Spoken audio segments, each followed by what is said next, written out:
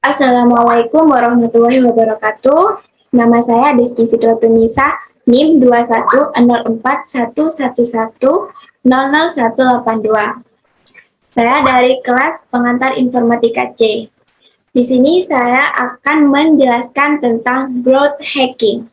Apa itu growth hacking? Growth hacking adalah bidang baru yang hanya berfokus pada pertumbuhan berdasarkan proses berbasis eksperimen yang digerakkan oleh data.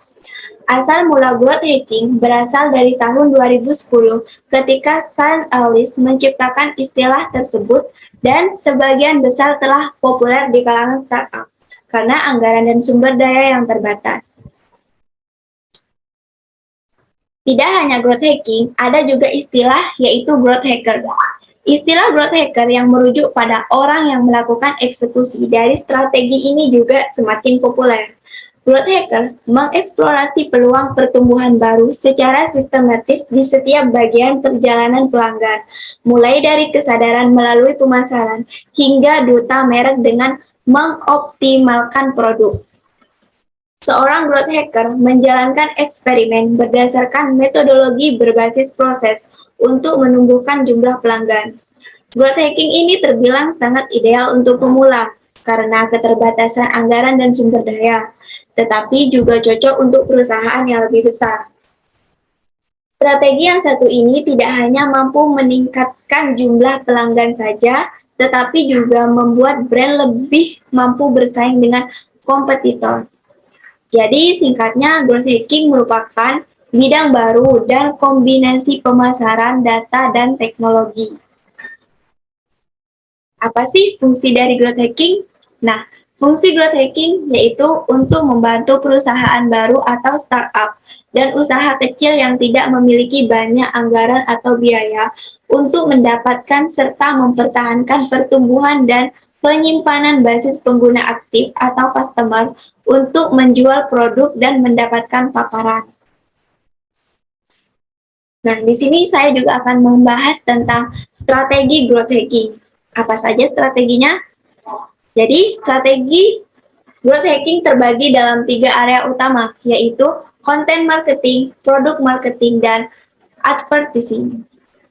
Yang pertama, content marketing. Strategi konten marketing memang disebut sebagai salah satu taktik yang cukup ampuh dan tidak memerlukan biaya yang cukup mahal.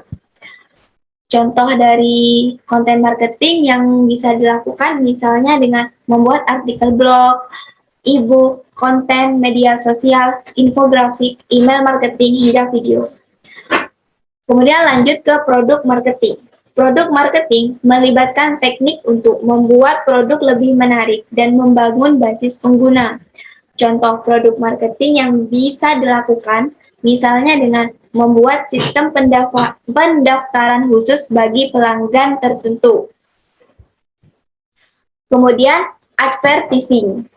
Growth hacking juga memanfaatkan iklan untuk mempromosikan bisnisnya. Bahkan, cara yang satu ini juga terbukti efektif untuk meningkatkan brand awareness. Salah satu cara terbaik mempromosikan brand adalah dengan menggunakan PPC atau pay per click. Tahapan growth hacking. Dilansir dari Neil Patel, ada 5 tahapan growth hacking yang disingkat AARRR, yang meliputi acquisition, activation, retention, referral, dan revenue. Tahap acquisition merupakan kontak pertama yang terjadi antara produk Anda dengan pengguna. Mendapatkan subscriber atau follower adalah beberapa tolak ukur kesuksesan dari tahapan ini. Kemudian yang kedua yaitu activation. Subscriber atau followers yang telah didapatkan selanjutnya perlu dikelola agar naik tingkat menjadi pelanggan. Di tahap ini, Anda bisa melakukan edukasi secara lebih mendalam dan mulai menjelaskan benefit dari produk yang Anda miliki. Lanjut ke tahap retention. Dalam tahap retention, pelanggan perlu diubah menjadi pelanggan tetap. Di tahap inilah, Anda perlu melakukan berbagai upaya agar orang yang sudah menggunakan atau membeli mau membeli kembali. Marketing terbaik adalah marketing dari mulut ke mulut. Ini ke tahapan referral. Di tahap referral ini, dasar dari tahap referral, setelah memiliki basis pelanggan yang kuat, Anda perlu membuat mereka menceritakan dan menawarkan produk Anda ke orang yang mereka kenal, sehingga pelanggan Anda akan bertambah. Dan yang terakhir yaitu ke tahapan revenue. Tujuan membangun startup adalah untuk mendapatkan revenue atau pendapatan sekaligus keuntungan. Nah, setelah memiliki pelanggan tetap, Anda bisa mulai menikmati keuntungan yang diperoleh. Jadi seperti inilah growth hacking funnel atau bisa disebut tahapan dari growth hacking. Yang pertama yaitu acquisition, mendapatkan customer baru. Kemudian activation, meyakinkan customer untuk menggunakan produk. Kemudian retention, meningkatkan customer loyalty. Kemudian referral, mendapatkan customer baru melalui word of mouth atau dari mulut ke mulut. Kemudian yang terakhir yaitu revenue, mendapatkan pemasukan ataupun keuntungan. Lanjut ke contoh growth hacking. Apa aja sih contoh growth hacking? Nah, contoh growth hacking yang paling terkenal yaitu Dropbox. Dropbox merupakan salah satu perusahaan yang berhasil memanfaatkan strategi growth hacking dalam mengembangkan bisnisnya. Strategi yang digunakan adalah dengan mengembangkan bisnisnya.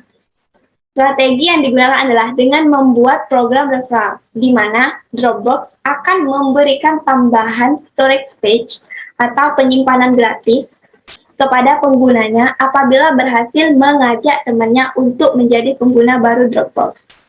Selain itu, pengguna Dropbox juga bisa mendapatkan tambahan storage space secara gratis apabila orang-orang mengkoneksikan antara akun Dropbox dengan akun Facebook atau Twitter mereka, serta berbagi informasi seputar Dropbox di akun media sosial mereka, sehingga orang-orang akan tertarik. Kemudian, dengan melakukan program referral ini, Dropbox berhasil menambah jumlah pengguna baru mereka dari 100.000 pengguna di akhir 2008 menjadi sebanyak 4 juta pengguna di awal 2010. Peningkatan yang sangat sekali. Jadi seperti inilah Dropbox, tampilan Dropbox. Lanjut yang kedua yaitu Airbnb.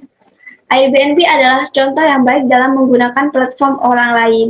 Pada awalnya, untuk meningkatkan popularitas, Airbnb memanfaatkan kekurangan dari Craigslist, yaitu sebuah situs pasang iklan yang sangat populer di Amerika. Kekurangan yang dimiliki oleh Craigslist dimanfaatkan oleh Airbnb dan memungkinkan pengguna melakukan cross-posting dari Airbnb ke Craigslist. Hasilnya, para host Airbnb bisa langsung menawarkan penginapan mereka kepada para pengguna Craigslist. Ketika orang tertarik untuk melakukan pemesanan penginapan, maka orang tersebut selanjutnya akan diarahkan kembali ke situs Airbnb untuk melakukan transaksi. Nah, cara hacking seperti ini merupakan cara hacking yang cerdik, yakni memanfaatkan situs yang sudah sangat populer untuk memasarkan layanan Airbnb. Melalui cara ini, jumlah pelanggan Airbnb meledak. Dari cara hacking tadi, Airbnb bisa mendapatkan pendapatan total sekitar 2,6 billion USD atau setara dengan 36 miliar pada tahun 2017. Lanjut ke Hotmail. Anda pasti tidak asing dengan nama hotmail.com. Dulunya situs ini merupakan sebuah startup yang menawarkan layanan email gratis. Hotmail selalu memberikan informasi ke penggunanya dengan tulisan "Get your free email at Hotmail".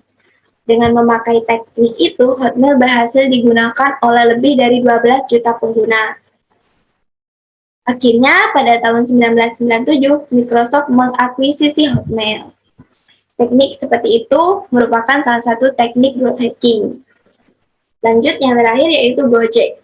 Gojek merupakan platform multi layanan on-demand dan pembayaran digital karya anak bangsa Indonesia. Pada awalnya, Gojek merupakan platform jasa angkutan ojek. Seiring pertumbuhan pengguna jasanya, Gojek meningkatkan layanan ke sektor bisnis lainnya. Beberapa layanan Gojek seperti jasa transportasi ojek dan taksi, jasa kurir, dan layanan pembayaran digital bernama GoPay. Kemudahan dalam memesan jasa angkutan dan kurir melalui aplikasi inilah merupakan faktor growth hacking dari Gojek. Jadi seperti itulah penjelasan saya tentang growth hacking. Kurang lebihnya saya mohon maaf. Wassalamualaikum warahmatullahi wabarakatuh.